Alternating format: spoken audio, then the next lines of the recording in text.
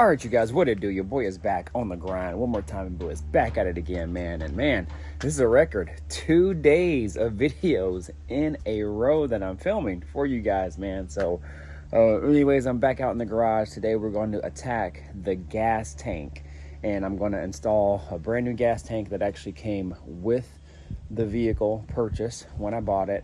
And shoot, we're going to throw it up in there. Hopefully, it goes smooth. And we're going to wire it in and be good to go. So wire it in, meaning I'm going to wire in the fuel gauge for the sending unit to the cluster up front, and it should be a fairly simple install. The only issues that we might have is wiring in, or excuse me, routing the hoses, because it is a tight fit up and over the frame, and the hose goes to the filler neck that goes down to the hose, down to the tank. So yeah, and a process to kind of get that up there. But anyways, you guys, we're gonna try to attack that today while I have some time. Hopefully we'll be able to wire it all in as well, and then be able to attack a lot of other things on the K5 as well too. So if you're new to the channel, don't think about subscribing now, hit that notification bell, all that good stuff, y'all. Mr. Griffin 23, pretty much trying to get this K5 back on the road for the wife, and it's been so nice, and we are so eager to get this dang thing out. So anyways, let me flip this camera around, show you guys what's up. All right, you guys, so obviously this is a space where I will be working and trying to install that tank. The old tank is over here. I haven't took the new tank out of the box yet, but I kind of slightly referenced it and everything, and it looked exactly the same for the most part. Has a filler neck already installed.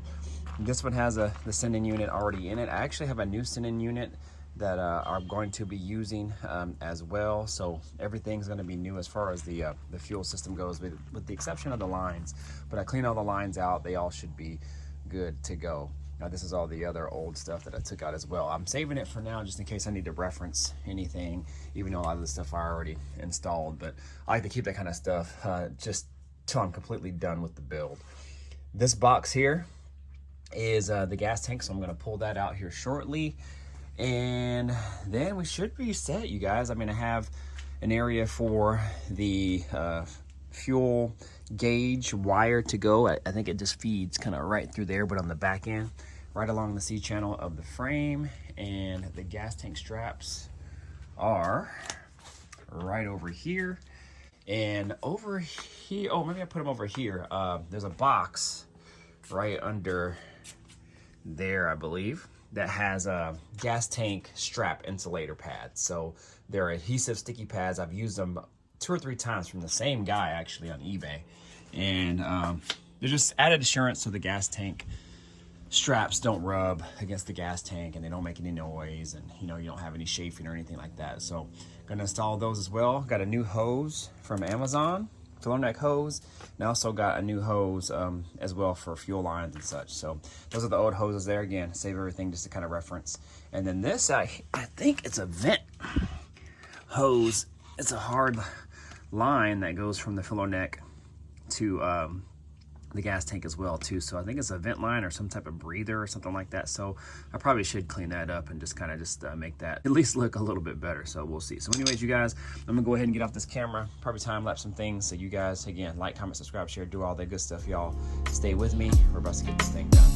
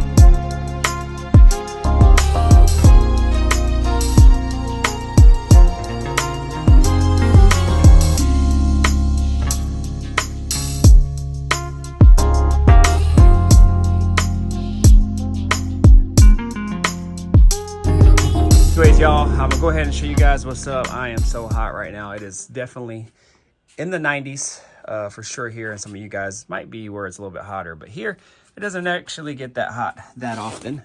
but when it does, it's actually nice. I'm not complaining, but when you're in the dead of sun trying to work on this, it's hot. So, but there it is. There it is, you guys. She is in there looking really nice, fit right in, no issues, no worries at all. Went right in. I cut the filler neck hose just a tad bit short. Where's it at? Right there. It's not terrible, but it barely was able to get all of the clamp on, but it is on.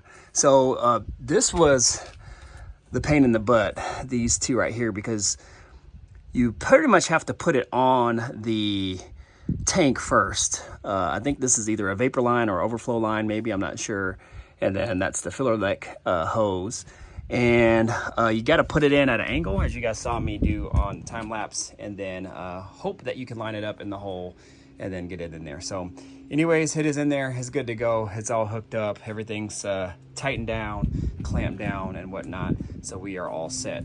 If we go over here, actually, I'll show you under here first. Looks really nice, really clean, really nice. All good. If we go over here, I grounded the tank right there, if you guys can see it, right there. Grounded the tank there. The other one was in a different location, but I think the ground wire was longer. It was up higher on that cross beam, that cross bracing part of the frame, but I actually just put a self-tapper, made my own hole, called it good. This gray one is for the fuel gauge.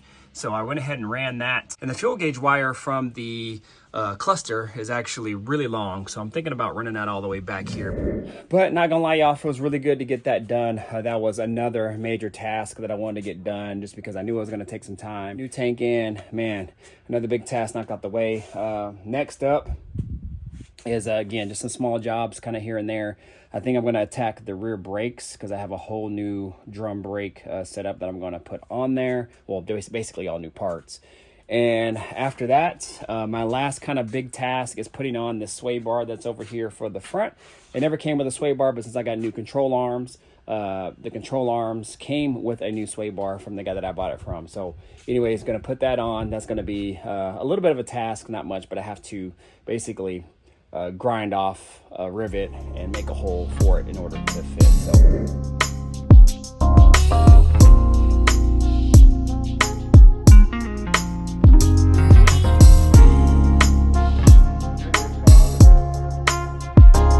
wiring was probably the worst, along with the frame, the worst part of the whole build. I didn't film any of the rewiring of the rear taillight harness. Actually, I reworked some of the rear taillight harness because the actual parts of the harness that went up to the actual taillights themselves were fine.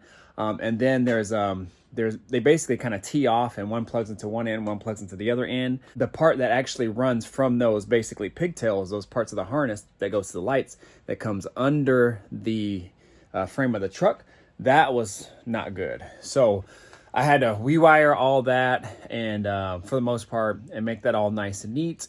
And I did that off camera. It was just long, tedious. It's just boring. It was just pretty much over and over the same thing of reworking that harness. Now, moving on to the front of the vehicle, that harness was shot. It was really, really shot. I mean, it was butt connected everywhere. They had electrical tape wrapped around twisted wires that were just exposed. It was a mess. And I think the reason why they do that, for one, it's the original harness, I think. And two, since this is a different front end, because it has two headlights, and then it has, some marker lights and a turn signal light, whatever, they had to wire in other basically pigtails and bulb sockets. So what they did is they twisted together by hand, and then they wrapped with electrical tape and or use butt connectors to extend wires. Not the most efficient and correct way to do that. So what I did is I reworked the whole thing. So what I'm going to parking lights, the marker lights, and the turn signal part of the harness. The headlight harness is actually right here. And it's two wires, I believe. I think this is green one. and this one of these tan ones. So green and tan. So tan is the actual headlight. So when you turn on the light, the low beams come on.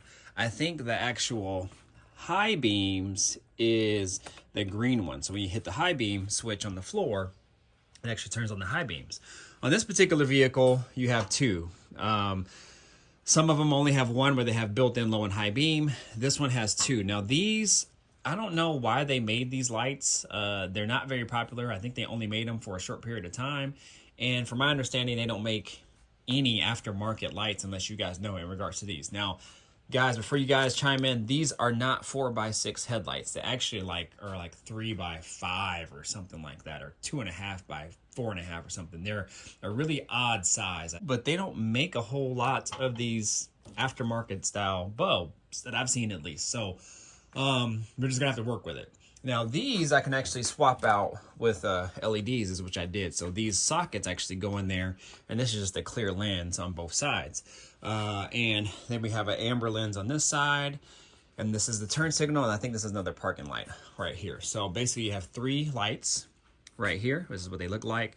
One goes on the side, that's an amber. And these are LEDs that I added. This is a white one, 6K, and this is actually an amber light that also blinks amber as well too. So shout out to Oxito. They actually sent me these for free, so appreciate you guys. Thank you very much. And that's it. So the headlight harness and the actual marker light harness are separate, but I think all in all they're tied into the same harness when they bring them from the factory. So what I found out, I didn't know how this harness was routed. I didn't know if it was routed like under here or whatever, which wouldn't make a lot of sense because there's not like a way to kind of push the wires through here, and then you would have to like put it behind the radiator. It just didn't really make sense. I was like, man, where did they hide these? So what I found out is it comes from the bulkhead, and then it probably goes along the inner fender well, which I don't have in right now. So what I'm gonna have to do is I'm probably gonna have to tie it into the side here, right here somehow, and then go through probably this hole and then go through in the front here. Now I can hook the pigtails up and the bulb sockets and stuff into these areas here, and then feed the rest of the harness through that hole.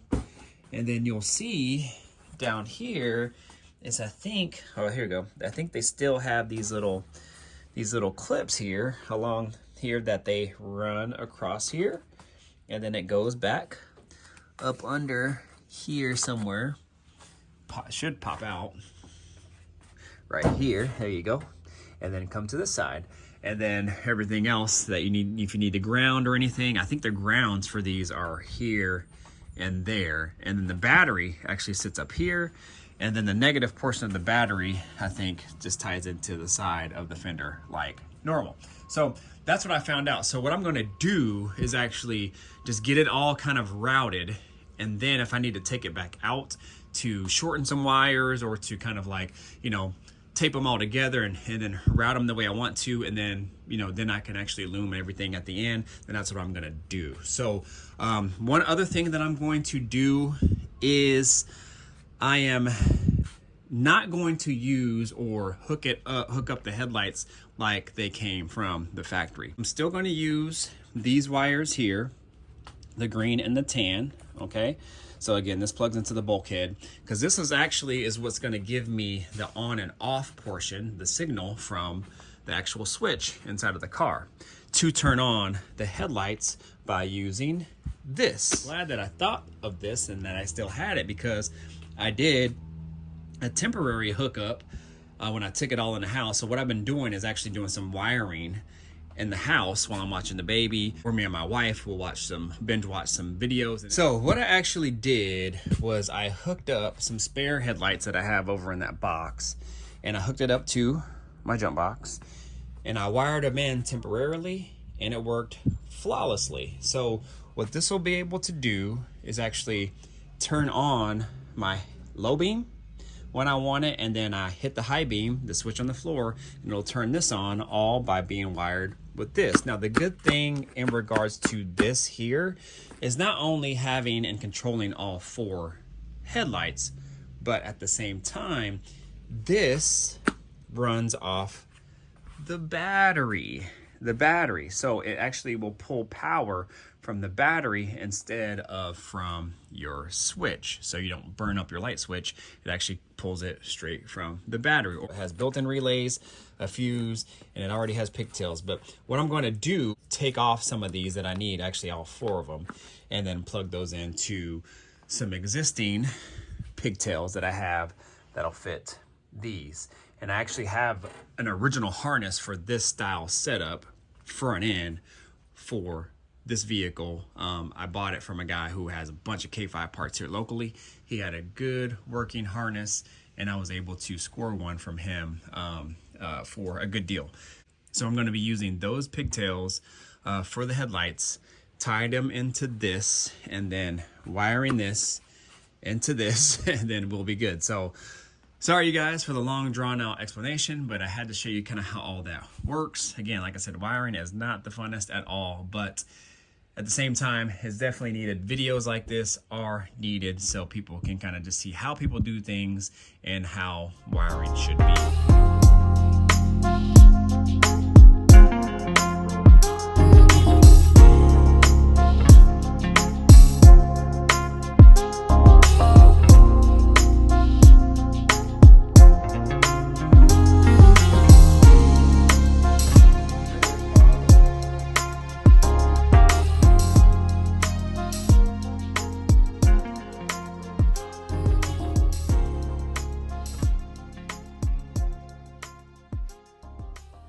All right, y'all, so after working on this for several hours and wiring and routing things and whatnot, I am partially done. I'm probably about maybe 60% done. But what I usually do is I kind of hook up everything. I just hand twist things and turn it on just to make sure everything is in working order. And then I kind of go in and solder or crimp wires together or whatnot, figure out how I want to run it and go from there. So I'm actually about to go inside because I got to go to work, but I'll probably finish this either tonight or within the next couple of days. But I got stumped for a while, and I'm going to actually share this with you guys. I didn't know that this was a thing, but the headlights wouldn't turn on when I had them all hooked up. Now, I tested it and just on a hot lead, and the headlight did turn on. And I just worked this side only. I didn't worry about hooking up this side yet. So I was probably stumped for like an hour or so, and I was trying to figure out what's going on. Using my voltmeter, went over here to the bulkhead, and I wasn't getting power to where the headlights were supposed to be 12 volts when I had the headlight switch on. So battled that for a while and just kind of verified everything. Nothing was turning on. And I even turned on the key. I was like, well, maybe I have it wired somehow where the key has to be on. Wasn't working. Then I had an idea of going in here and looking at the bright switch down here. So I checked power to that, and it was actually getting power. So what I did is I plugged it back in, and then I turned on the headlights, and I went and checked the bulkhead, and it was getting 12 volts. Hit the brake light switch, and just to see if it had to be on or off or whatever. So I had 12 volts actually both ways, on and off. So then I just verified. I was like, so does the key have to be on? What happens if the key is on? And it still had 12 volts. So what I came to a conclusion is I guess this headlight harness ordeal is actually routed in some sort of series where that headlight switch has to be connected in order to kind of complete the circuit. So I did not know that. I've never came across that before. So if you guys are battling this and you're making either a harness from scratch or you're actually trying to hook up a harness, this one in particular is just an OG harness. Remember, this harness is actually out of a Chevelle, but the same principles kind of stay the same. You know, GM kind of used a lot of the different same colors and whatnot. Maybe the fuse panel and the bulkhead was different. However, this one is actually the same size. It's just the actual fuse panel is a little bit different. Now I have it all hooked up. You can see kind of how it's just kind of rigged up here. No wires are touching or anything like that. So I have both headlights actually hooked up.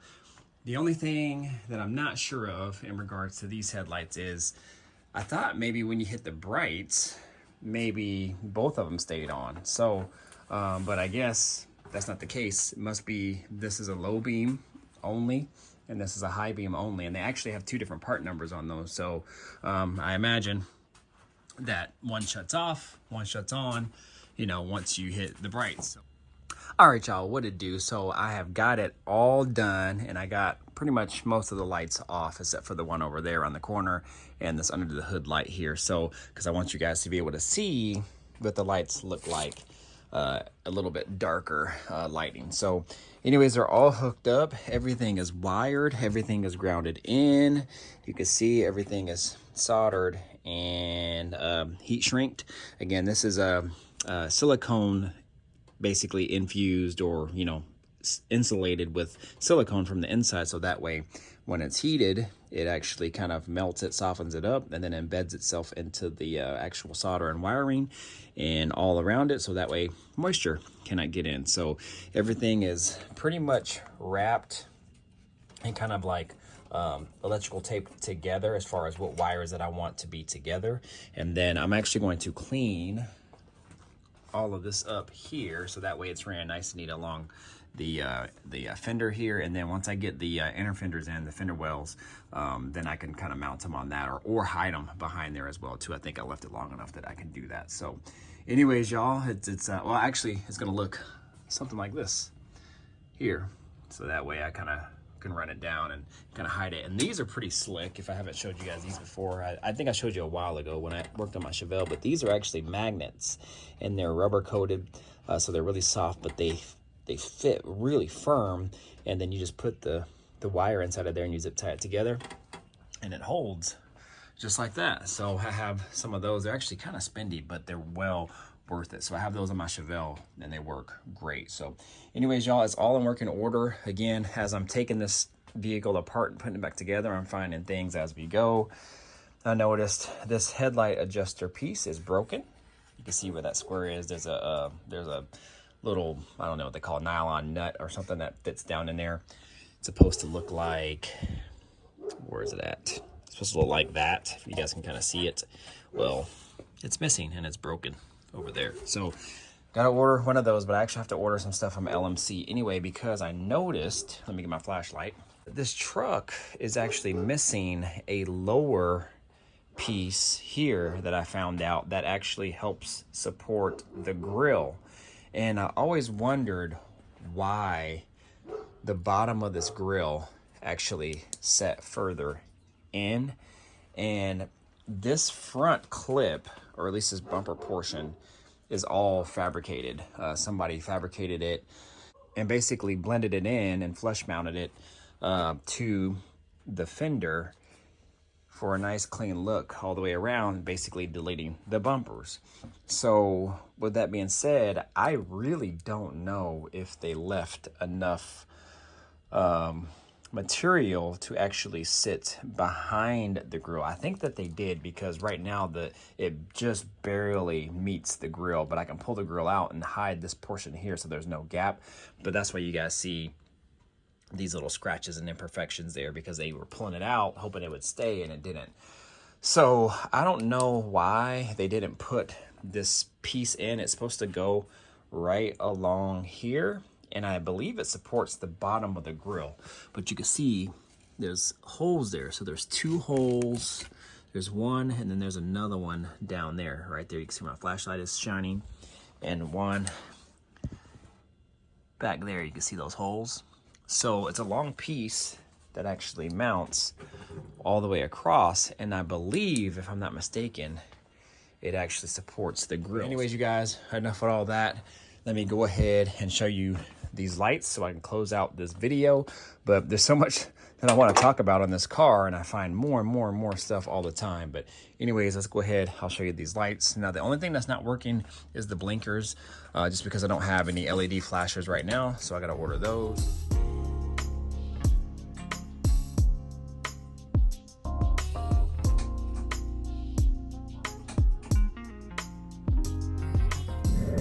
Man, y'all, so done with drum brakes. I'm not even joking, you guys. I don't know if you guys remember my last videos or a few videos ago with my box Chevy and dealing with those drum brakes, man. I said, I'm done with those. whenever they go out, or at some point I'm gonna change them on my next brake job. This exact same, man. I don't know what it is. It's just so many moving parts, and you know, the aftermarket parts, like I got a new hardware kit, new springs and whatnot, and those don't match the originals, and I don't know if they did that to, you know, make rooms for improvement or what, but they gave me one longer one, one shorter one, and who knows where this rear end has been and what springs they use. I don't know. Maybe these are the correct length. I don't know, you guys, but anyways, it should hold and whatnot. But the culprit was this spring right here. Okay, that's the old one, so you can see how it's shape and contoured right here. And I was just going to use it, but it's actually worn. It's a little bit longer than the new one. It's not as compressed as the new one. So under here you can see it right there, that green one. Well, you guys probably won't be able to tell back behind there where it hooks, right like here where my finger is. Sorry for the unsteady hand, where I'm kind of pointing my finger right there. Well, it hooks right back there. And this curved part was hitting the little star adjuster screw. So this screw here, this adjuster little deal or whatever, actually pushes the brakes out and adjusts them to tighten and or loosen them against the drum. So anyways, long story short, somehow, some way, I don't know, this curved part here was hitting and locking this up, and it wasn't allowing it to spin, which is not supposed to happen because it's supposed to clear, and it's supposed to only touch this part right here. That's what stops it. So now you can see it's locked. If I pull it out, I can actually turn it and spin it. Well, one finger right now, but it's actually turning right now. So gave it just enough clearance to make it happen. But I am so done with drum brakes, you guys. So anyways, it's all installed, everything's good. Now the main thing is hopefully it works. Hopefully it works. All right, y'all, what to do? It is like 2 or 3 days later or whatnot, and I am in the garage, actually about to wrap up here, and me and my little man were out here just working away.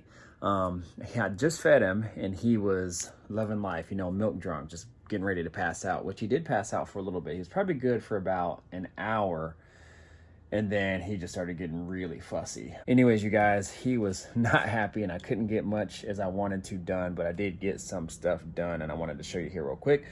All of it is under the car here, so let me go ahead. I can't really crawl under there because I put on my good clothes so I can hold him.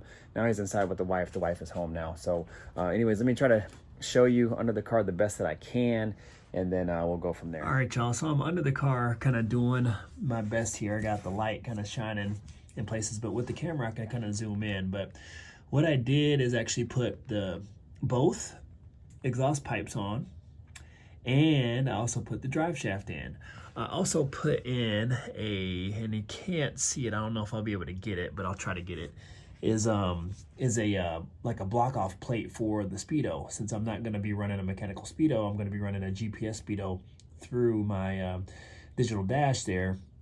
I'll show you that here in a moment, but it just runs off GPS and a signal, and I don't have to use the mechanical speedo. So you have to either block it off or plug it somehow so transmission fluid won't leak. So I ordered one from Amazon, but it's a B&M. I'll show you the part number here in a moment when I get up, but it's actually pretty damn slick. So anyways, you guys, I got that all up there.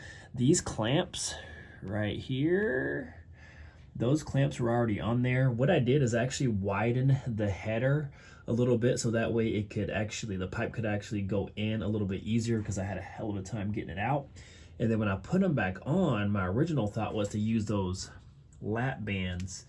I don't know if you kind of see them in that box right there. Well, for some reason they don't really fit as true, and I don't know if that's just because of Amazon. I got the right size, but they're not really fitting how I like. So anyways, wasn't able to use those because they wouldn't tighten down how I liked them, and the exhaust pipes were moving around. So what I did is I reused those clamps, and I just tightened them down just enough so they won't wiggle. So hopefully the vibration won't loosen them. I did tighten them pretty snug though, so hopefully they won't come off. So that one there, also that one there. And I didn't do anything extra to the exhaust. How it came is how I left it. I just kind of cleaned it up a bit. But, you know, they left that flange there. I don't know why they did that. They welded another pipe onto that one. So at some point I would like to redo the exhaust, but it actually sounds really good. The hangers down there were already done. That right hanger is actually, we railed it on because the weld broke. So when my buddies Tyler and Matt came to do the framework, he re-welded it up there for me, and it actually fits perfectly. So also too, I installed the drive shaft. I took that off, painted it. I just gotta wipe it down. My handprints are all over it, and installed it right there. So all the U-joint clamps and everything are clean and all that stuff. So we are good to go. So everything is installed. Show you this block off plate here. I don't know if I'll be able to get a good look at it. Get you guys to see it. Oh, you might be able to. Let me zoom in. All right, so that is it right there. If you guys can kind of see it. Sorry for the unsteady hand, but that black plate, this is B&M. So what it is, it just plugs up that hole, comes with the O-ring, and then it comes with that little Allen head screw there, and it's good to go. So we are set. It just blocks it off. I took out the mechanical gear and everything, so we are all set. Sorry, y'all. I was holding like a one-arm push-up, trying to get you guys to see that block off plate. But here's the part number right here. That's the part number there, 20299, and I think it goes good for like turbo 350, turbo 400, kind of just all those years that use kind of the same mechanical gear, which is right here. So this just pulls right out. So that's the gear. That's what actually sets inside and kind of spins the gear to spin the mechanical cable that goes up to your dash. And that's the little clamp that actually sits there and holds it in with that bolt. So that's what came out, and then this is what went in. But yeah, y'all, all in all, we're looking pretty good. Now I'm actually doing the brakes. I just got to finish the side. I hate drum brakes. Oh, hate drum brakes. Never going to mess with them again once I get rid of these drum brakes and my drum brakes on my Caprice. So anyways, y'all, what I'm gonna do is I'm gonna go ahead and get in. But man, this thing is almost done. Oh, I did do some work in the bed here, so that's why that's pulled out. You see where I kind of shaved some stuff down. Well, they had welded bolts here in the floor to accommodate 2 more bucket seats like these back here, and I couldn't really get a clean cut and a good angle enough to take them off. So what I did is I cut them as far as down as I could, then I just grinded them down. So, you know, at some point, if the bed ever comes off and we need to redo it, then we'll just deal with it at that time. But for right now, it's good. The carpet will lay flat. No studs will be sticking out. There'll probably be holes there though, just from the previous seats that were in there, but we should be good to go. I do have a bench seat that I want to try to mount here in the stock locations. You can see those holes there. So hopefully we can make those work. I'll just either have to make some sort of bracket or whatever. The good news is I have these seats installed and working perfectly. So power seats go up and down, down and up. Now it wasn't wired correctly. It wasn't working correctly. It was still working, but like if I went back, it went forward. If you hit forward, it went back, and yeah, it was all messed up. So what happened was somebody cut the original harness and kind of just tied one wire into all the wires. So they all worked, but it just wasn't routed correctly. So what I did is I depinned it and I swapped some wires around so I can get everything to work correctly. Ran some wires, really nice, neat. You can see I got a good ground right here, tied it into my wiring harness. So what I did is I used like a butt connector that you could take apart, and that way if I ever take the seat out, I could just unplug it and take it out and leave the wires, and we should be good to go. That wire runs under the seat. Sorry, phone cut off, but that wire runs under the seat over here, and amongst all these spaghetti mess of wires, it goes over there to that positive junction over there. Now it looks like a mess, but it's actually kind of ran nicely right here, and then it has a bunch of extra wires because all those wires for the stereo were actually going all the way back to where the amp was mounted way back here. So that's why those are so long. So I don't want to spend any money to buy any shorter ones. So what I'm going to do is I'm just going to route them, and then the access I'm going to just kind of wound up and put them back here since there's just plenty of room, and I'll just leave a little slack so I can take out the stereo if I want to. But all these wires are all ran nicely. Now I still have them all tagged, because what I'm going to do is eventually I'll probably take it somewhat apart, take out those wires and relabel them, because those are labels. So I might relabel them just so I kind of know in the future what they are, and then we should be good to go. But everything is kind of ran somewhat nice and neat. Nothing's tangled. There's not a spaghetti mess of wiring over here. What I did is the reasons why you see wires that are so long is because, like I said, this is the Chevelle harness, and I didn't want to totally butcher it. That way, if I ever needed it in the future, I didn't cut it all up to make it just fit here. So I left all the wires as they were. I didn't cut any off or cut any down. Kind of same thing with some of the excess wires from this dash, kind of left them longer. I don't know, I'm kind of weird about that. I leave them longer just in case I do need some extra wire at some point. If I ever want to move it or something, I have it. So anyways, it all looks good. So what I'm going to do next up to the floor is I'm actually going to dynamat this front portion here. I'm probably going to leave this for now, but the carpet has some jute in there, so it has a little bit of heat resistance. But I'm going to dynamat that, put a grommet there. I will do that as well, and then we should be all set, you guys. So anyways, I'm going to go ahead and call it here, and then stay tuned for the next clip, and then we will chime back in then.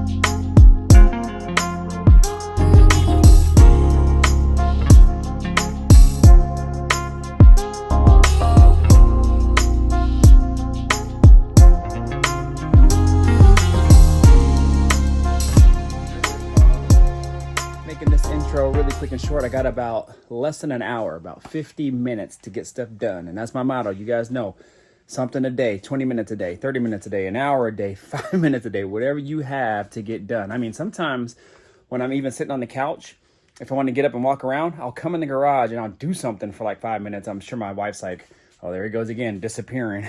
So anyways, I just try to get stuff done wherever I can. You guys, all that adds up. And a lot of times you can be more efficient that way, getting stuff done in short spurts over the long haul versus trying to knock everything out all at once. So anyways, I'm out here for about 50 minutes trying to get stuff done. Got some stuff done earlier today. Now I'm trying to knock some stuff out before I got to go to work. So anyways, let me put this camera around, show you guys what's up. Again, I'll try to just film as much as I can. Sometimes it'll just be, you know, a flip of a little snap into the next clip, and I'm already got it done, but that's just how it's got to be, you guys. I'm going to show you what's been done, what I'm going to do, and then the after product. Whether you see it on the time lapse or not, it is what it is, okay? Time's limited. I got to do what I got to do. So anyways, you guys, flip this camera around, show you guys what's up. All right, y'all, so just to make this quick, you guys, so I ordered some parts from LMC. Luckily, a lot of parts that I've ordered hasn't been expensive. A lot of it has been fairly cheap, you know, little nuts and bolts, things like that, little headlight adjusters, so things that cost, you know, maybe 95 cents, a couple dollars. I had to order a piece right here that goes all along the front here. When I figured out why the grill never fit right, I think on some of my previous videos I've talked about how the grill actually is pushed in and this is exposed. Well, long story short, this piece right here actually is the bottom brace for the grill. Whoa, what do you know? And for some reason, they didn't put it back in. I don't know if they didn't think it would fit or whatever. So I just ordered it. It was like 20 bucks or something like that on LMC. I ordered it and it fit actually right in. I had to take these bottom lenses out right there, those housings. And I actually put it in first with them in, and I actually scratched it, but that's all right. They're old anyway. So anyways, they fit, and the holes were still there for the bolts. I just used some WD-40, screwed them in. They went pretty much right in, you know, a little bit rough just because they haven't been used for a while, and then went right in, and now they're all good to go. So now all I have to do is get the little mounting clips for it here. And what I found out is this actually sits too far back, so the grill still sits behind this piece here, and you can see kind of how it's more of a flat grill, but it does come to a point here in the front. And so what happened is this actually sticks out naturally, and then the bottom is supposed to be braced in, but it also is supposed to be in front of this piece, although this is a custom piece, so whoever made it probably didn't really keep that in mind. But you can see how it's been kind of, you know, eating away and chipping away at the paint because it's been kind of like moving back and forth. So what I have to do is actually make a brace. That's why you see this bolt here, and push it out. So this was kind of my template, this bolt. And so push it out like this. So now you can see it's butted up next to, it's probably kind of hard to see, but it's butted up next to that, and then that way that will sit out in front, and then it'll be braced in and good to go. And I just got to get little clips here and here and here, so that way I can mount the grill. And the bottom of this part of the grill that goes around the headlight and the lenses also was supposed to screw in, I think right here, and it had nothing to screw into. So what they did is they actually put double-sided tape around there, so which is not a bad idea. You got to do what you got to do. At least it didn't drill in there, so I'm glad it didn't do that. But I'm going to have to buy some clips and put that in there, and then we'll be good to go. And this grill will be actually correctly put in from the front, and that'll be solid, you guys. So we're getting this thing dialed in the way it should be. Now, overall, the truck is built okay.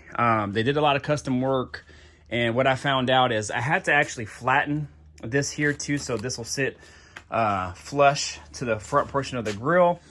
And when I took my little angle grinder there, die grinder, when I was actually filing it down, it was Bondo. So I don't know how much Bondo has been used in it. It's probably a fair amount, being that a lot of stuff was cut corners on this vehicle. But the good thing is the foundation of the vehicle is there, and it's actually a vehicle that I actually would like to keep.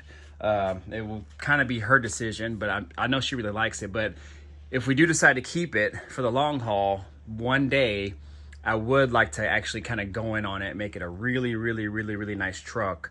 That way, you know, because these things keep going up in value higher and higher pretty much every day. So I would like to keep it going on it, make sure everything's good and dialed in on it, and then it'll be really, really worth some money. It's worth a lot of money as it is right now, but You know, it does have some custom things on it.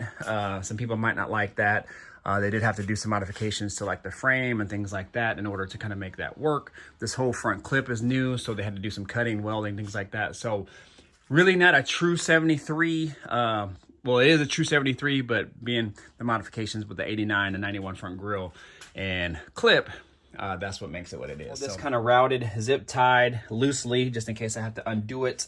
All my routing for the wires, the speakers, everything is hooked up. A lot of these wires are super long because they went out to the back of the bed here. So I had to actually wound them up all in here. And until I can, you know, get some new wiring, things like that, then I can kind of make them all nicer and neater. That way I don't have a whole bunch of bundle of wiring under there. I cleaned up a lot of wiring over there. So there was a lot of wiring on the floor that actually went back to the tail light harness, to the fuse box and whatever. Now it's all tucked up away, nice and neat. The only wiring that you see here would be like the reverse lights, the cigarette lighter, I think maybe the neutral safety switch, and just some small odds and ends that would actually tuck up under. But I have to take out that dash one more time, and at that time I can actually, you know, tidy up all that stuff and be good to go. But yeah, I like that I went with the chrome one. I was gonna go with the black one, I almost did, but that chrome one looks really good. And got this little cap. I decided to go with a blank one. I think it looks a lot cleaner, a lot nicer and whatnot. I did have to do some stuff to the internal portion of the column. I used that old column that my buddy Driver Studio, Matt at Driver Studio gave me, and I was able to kind of make this column a little bit better. You know, it was missing some springs and some mechanisms to make the horn work, things like that. So now that should be all dialed in, hopefully. So anyways, we're good to go there. Stereo works, everything works really good. And other than that, I just got to attack. I think what I want to do today is I'm going to attack the brake line. I'm just going to attach the rear splitter hose that goes to the brake lines that go to either side of the axle. I have to screw that in, and then I'm going to take these off and bench bleed that. I think I already bench bled at one time, but I haven't used it in a while, so I like to bench bleed it again. Then hook these up and then drip bleed the brake lines at some point. I don't know if I'll be able to drip bleed it today just because of the time that I have. But just try to get some small things done. Ooh, I do have to put kill mat on that side of the floor, just like this. I'm gonna leave this part open just because I really don't know what I want to do quite yet with this portion of the floor, being that, again, they they welded some bolts there for the seats. Maybe at some point I would like to kind of clean that up, make something a little bit more sturdy. But it's okay that they did that because the seat belts are actually going to be mounted right here into the normal stock locations of the K5. I don't know if I ever told you guys about these, but I think I have before, but they cut the section of the floor out in order to make these seats work. I don't know why they did that. Not the end of the world. I mean, a good welder can kind of patch panel some stuff back in and we can make it all nice and neat, but it is what it is for now. So what I got to do is they filled these gaps with foam. So what I'm actually going to do is fill those gaps with kill mat. I'm just going to lay it over it. That way there's not big bulges of foam just kind of just sticking out until I can figure out what I want to do with this. I have to take that one off because they cut a portion of the brace that actually bolts up to, or that actually rivets up to the bed here. I don't know why they cut that. It's still there, but it needs just to be reinforced. So I think I'm going to drive it over to my buddy Matt's house and have him kind of reinforce that portion of the brace, so that way it's just not hanging there, because it's like partially cut. So I just want to put some reinforcement on there, make sure it's all better than it was before, and then we'll be good to go. So it's kind of hard to explain, but it is what it is. Anyways, other than that, you guys, I think we're getting there. We're getting there. I do have to take off that panel because the driver's side handle on that door is not working. I think it's either unlatched somehow or whatever, it's not connected. So, which is okay because I actually have to modify this portion. You can see how high it sticks up right there. See how high it sticks up? So versus this one, see how kind of more flush it is. So I do want to address that, maybe cut that down, and then we'll be good to go. So let me get off this camera, you guys. I don't know if I'm gonna time lapse anything, but we'll see. Now I got like 40 minutes to get stuff done. So anyways, I'll chime back in here in a moment. Anyways, y'all, I'm actually painting this stuff with color coat paint, a little satin black, and a lot of the stuff that I use and I paint as far as car parts are usually satin black. I'm not a huge gloss black fan unless it's actually on the exterior of a car, like the actual paint of the car. But as far as just dash parts and underneath the hood parts, frame parts, I do like a more low gloss or satin black. So I'm hoping this will go good with the dash that I painted a low gloss or actually a flat black. So anyways, we'll see.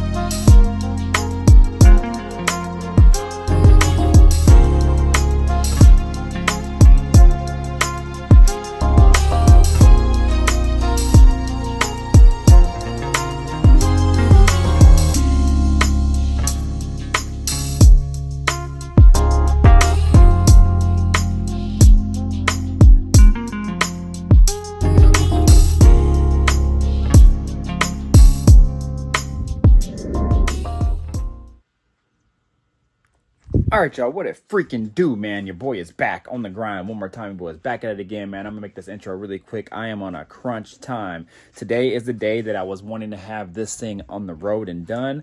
I'm so close, but I need the time to get it done, you guys. There's a cruise tonight. I'm trying to make it with a buddy of mine. Plus, we want to go a little bit earlier, so, well, not to the cruise, but to his brother's house because they're going to barbecue, and then we're going to roll over to the cruise. So I would like to get this done. There's a number of things I got to do. I'm going to flip this camera around and show you guys what's up. I'm almost there, but I need the time to get it done.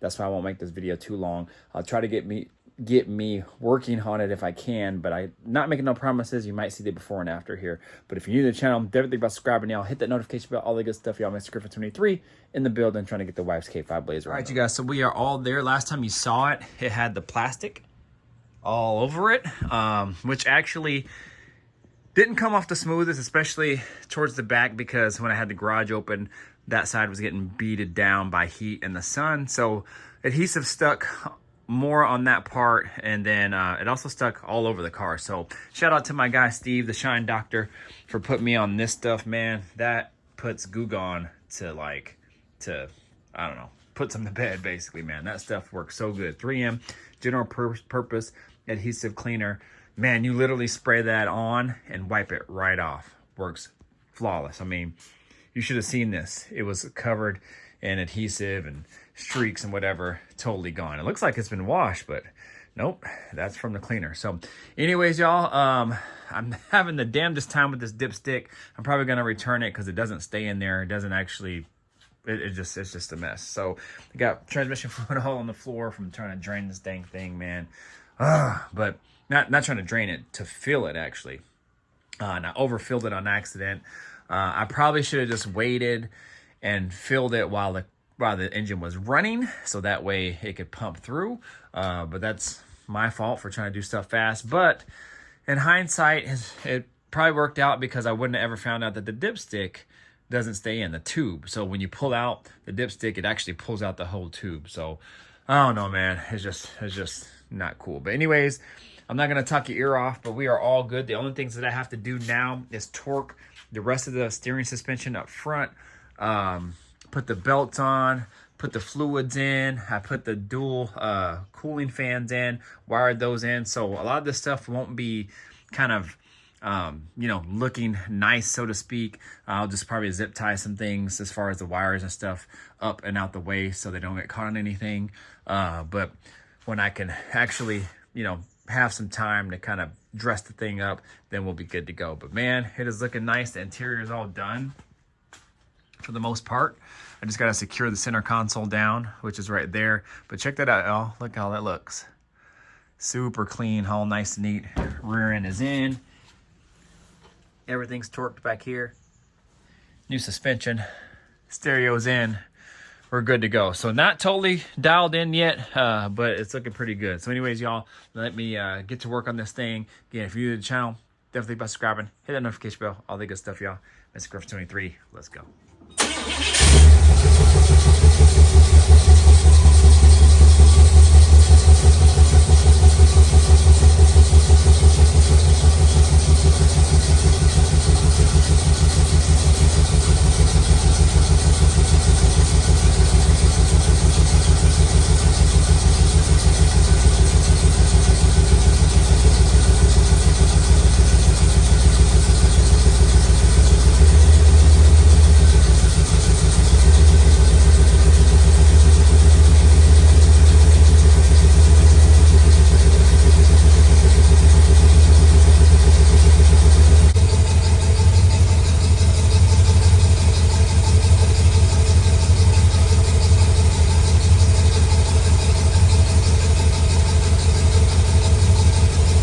Well, y'all, I didn't film a damn thing.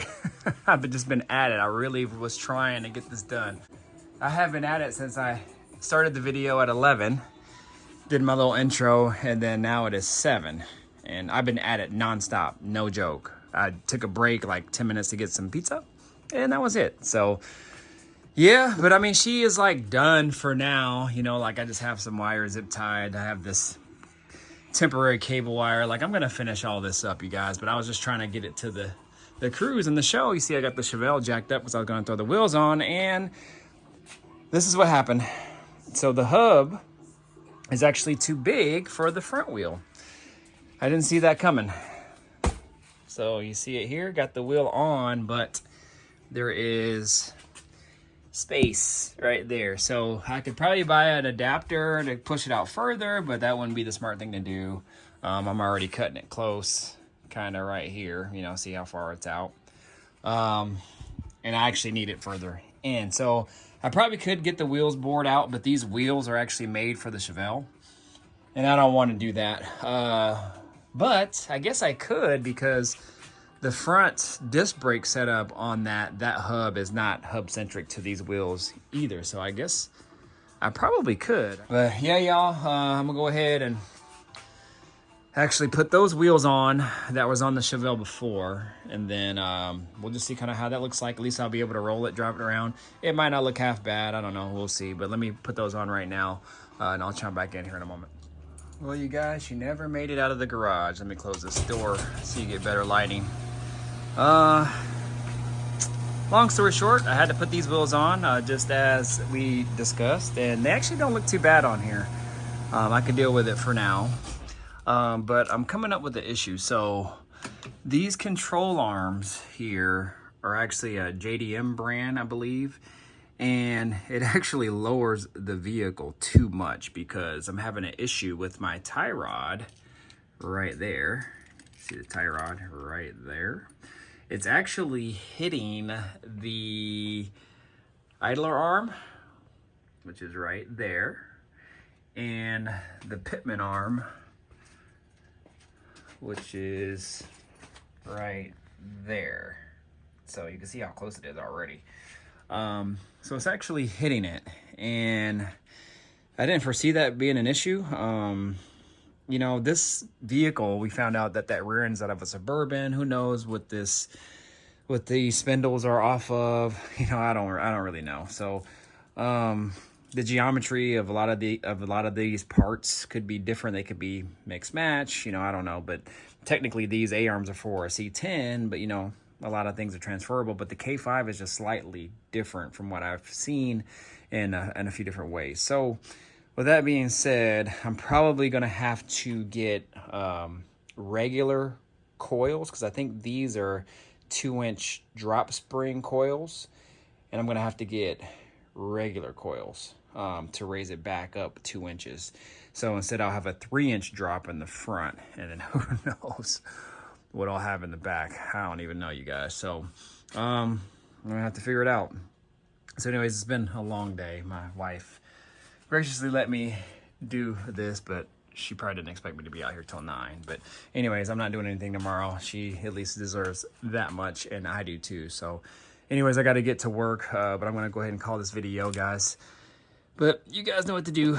Like, comment, subscribe, share, do all that good stuff. I'm about to get out of here. But look at that. It's looking good, y'all. Looking real, real good. So anyways, I'm out of here. Deuces. Peace out.